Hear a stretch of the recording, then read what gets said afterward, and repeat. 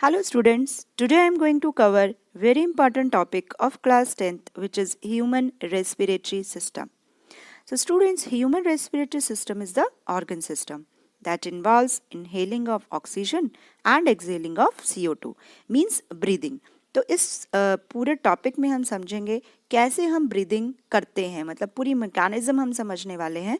पर मैकेनिज्म समझने से पहले हम डायग्राम समझेंगे और कौन कौन से पार्ट्स, कौन कौन से ऑर्गन्स हेल्प करते हैं रेस्पिरेटरी सिस्टम में, उसके बारे में समझेंगे, राइट। तो स्टूडेंट्स, आप देख पा रहे हैं डायग्राम के अंदर यहाँ पर है नेजल कैविटी। और नेजल कैविटी कहाँ होती है? सबसे पहले नोज होती है, सबको पता है हमारी नोज होती है। और नोज में क्या होते हैं? नोस्ट्रिल्स। क्या होते हैं यहाँ पर? नोस्ट्रिल्स। जो हमारे दो यहाँ पर ऐसे होल होते हैं नोज में, उन्हें कहते हैं नोस्ट्रिल्स। तो स्टूडेंट्स, नोस्ट्रिल्स के थ्रू जो एयर करती है एंटर किसमें? नेजल कैविटी में। यहाँ पर क्या है? Nasal cavity. तो उसके बाद नेजल कैविटी के बाद एयर आती है, ये है पोर्शन फेरिंग्स। अब स्टूडेंट्स, जो फेरिंग्स होता है, यहाँ पे मैं आपको एक इम्पॉर्टेंट पॉइंट बताने वाली हूँ, तो इसको ध्यान से समझना कि जो फेरिंग्स होता है, फेरिंग्स अकेला एक ऐसा पार्ट होता है जहाँ पर फूड भी होता है और एयर भी। देखिए यहाँ पर ये माउथ है, तो माउथ से हम खाना खाते हैं, ठीक है। ये अलग अलग पैसेज है, नेजल कैविटी अलग है और माउथ अलग है, तो यहाँ पर अलग अलग है दोनों।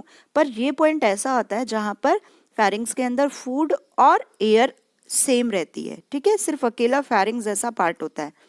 उसके बाद अब फूड और एयर तो एक जगह नहीं जानी है, फूड तो फूड पाइप में जाना है और एयर को जाना है विंड पाइप में। तो यहाँ पर एक स्लिट होती है, फेरिंग्स के नीचे एक स्लिट होती है जिसे कहते हैं एपिग्लोटिस। जिसे क्या कहते हैं? एपिग्लोटिस। तो एपिग्लोटिस क्या होती है कि ये नैरो स्लिट होती है। और नैरो स्लिट में उनका काम क्या होता है? इसका काम, जब हम स्वेलो करते हैं, जब हम फूड को क्या करते हैं? इनटेक करते हैं, जब फूड को स्वेलो करते हैं, तो एपिग्लोटिस हेल्प करता है फूड को फूड पाइप में पहुंचाने में। क्योंकि अगर फूड हमारा विंड पाइप में आएगा तो पूरा मैकेनिज्म चेंज हो जाएगा। तो यहाँ पर एपिग्लोटिस हेल्प करता है फूड को फूड पाइप के अंदर जाने में, मतलब ये परमिशन ही नहीं देता, does not allow any food particles to get into the windpipe, right. तो एपिग्लोटिस का बहुत इंपॉर्टेंट रोल है।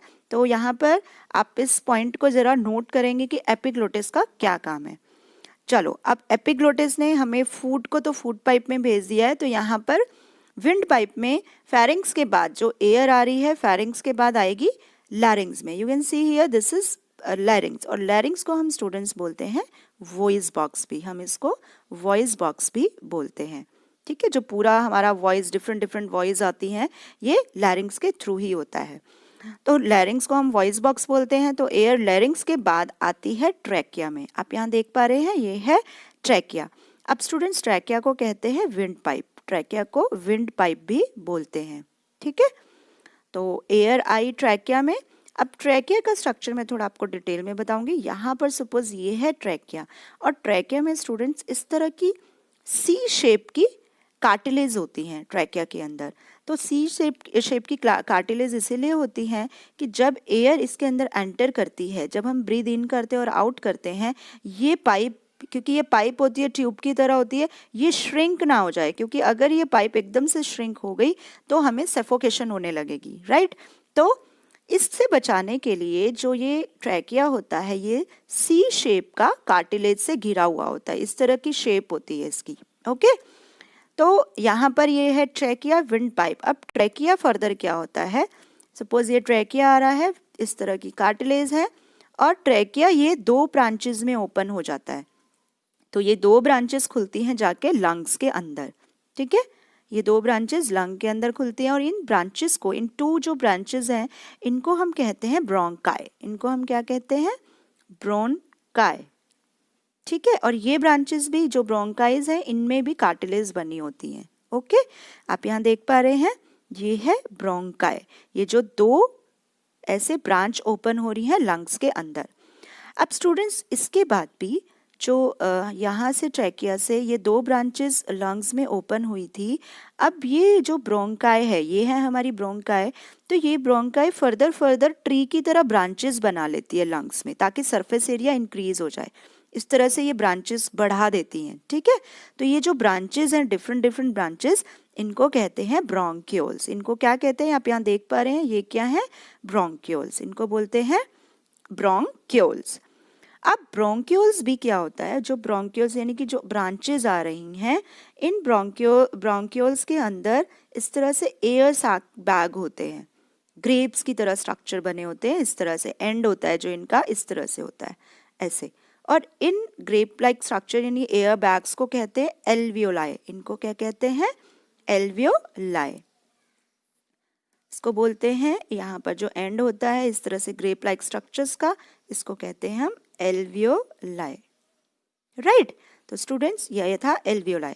और यहाँ पे आप देख पा रहे हैं ये है डायफ्राम, यानी कि डायफ्राम क्या होता है, ये सेपरेट करता है हमारा ये एब्डोमिनल पार्ट हो जाता है, और ऊपर हमारा ये यहाँ पर देखो ये हार्ट लोकेट रहता है, लेफ्ट साइड में टिल्ट रहता है।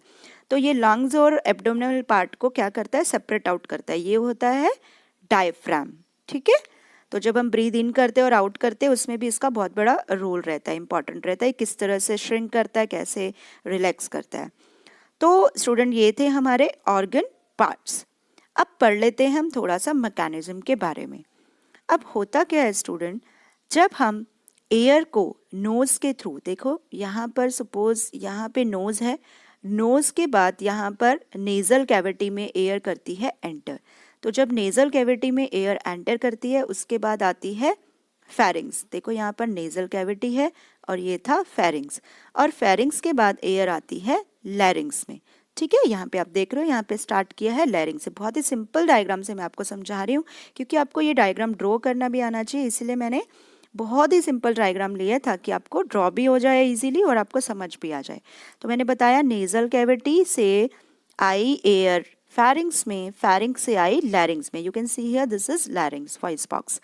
तो लैरिंग्स के बाद एयर एंटर करती है ट्रैकिया में, ठीक है। आप देख पा रहे हैं ये है ट्रैकिया, ट्रैकिया में वही सी शेप के कार्टिलेज बने हुए हैं। तो ट्रैकिया में जब एयर आती है तो ये फर्दर इसकी दो ब्रांचेस ले लेती है, ब्रोंकाई।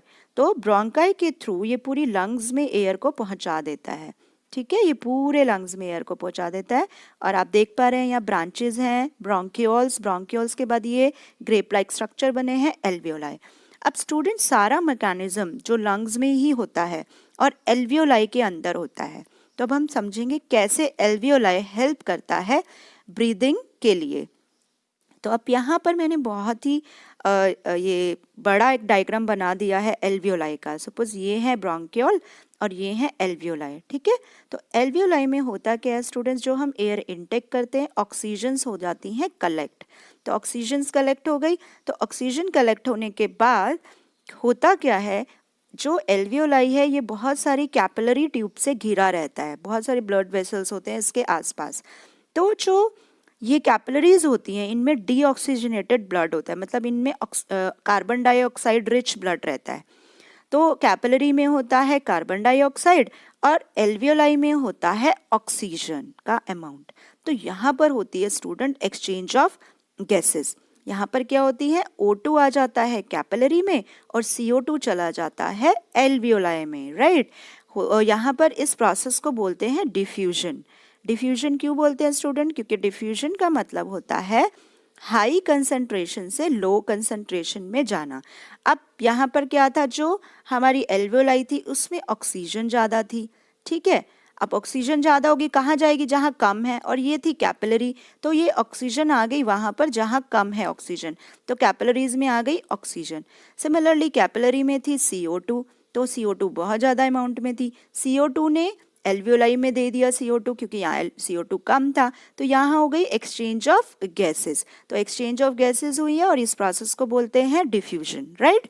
आई होप आपको पता लग गया होगा डिफ्यूजन क्यों कहा, हायर कंसंट्रेशन से लोअर कंसंट्रेशन में जा रहा है, क्योंकि O2 जा रहा है कैपिलरी में, CO2 जा रहा है एल्वियोलाई में, तो ये हुआ गैस ऑफ एक्सचेंज। और स्टूडेंट अब क्या है, जब ऑक्सीजन एल्वियोलाई में आई तो रिवर्स प्रोसेस चलेगा।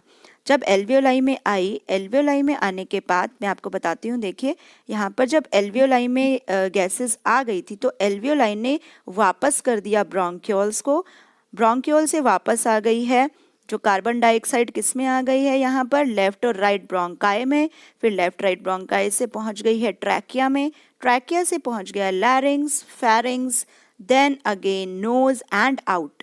तो CO2 कैसे हो गई है आउट, आपने देखा एल्वियोलाई में जो CO2 आ गई थी उसने वापस कर दिया bronchioles, left bronchi, trachea, trachea से pharynx, larynx, then out through nose. तो इस तरह से आउट हो गई CO2। और O2 कैसे इन हुई थी स्टूडेंट्स, O2 ऐसे इन हुई थी, एयर लिया नोस्ट्रिल के थ्रू, नोस्ट्रिल से फेरिंग्स, देन लैरिंग्स, लैरिंग्स से ट्रैकिया, ट्रैकिया से left and right bronchi, then bronchioles, then alveoli, और एल्वियोलाई ने O2 दे दी, फिर एक्सचेंज ऑफ गैसेज होगी कैपिलरीज के थ्रू। तो स्टूडेंट्स ये था हमारा mechanism of breathing and different parts of the respiratory system. I hope आपको टॉपिक क्लियर हो गया होगा। अगर फिर भी आपको डाउट है, आप वीडियो को रिवाइंड करके, पॉज करके इजीली समझ सकते हैं डायग्राम और मैकेनिज्म ऑफ ब्रीदिंग।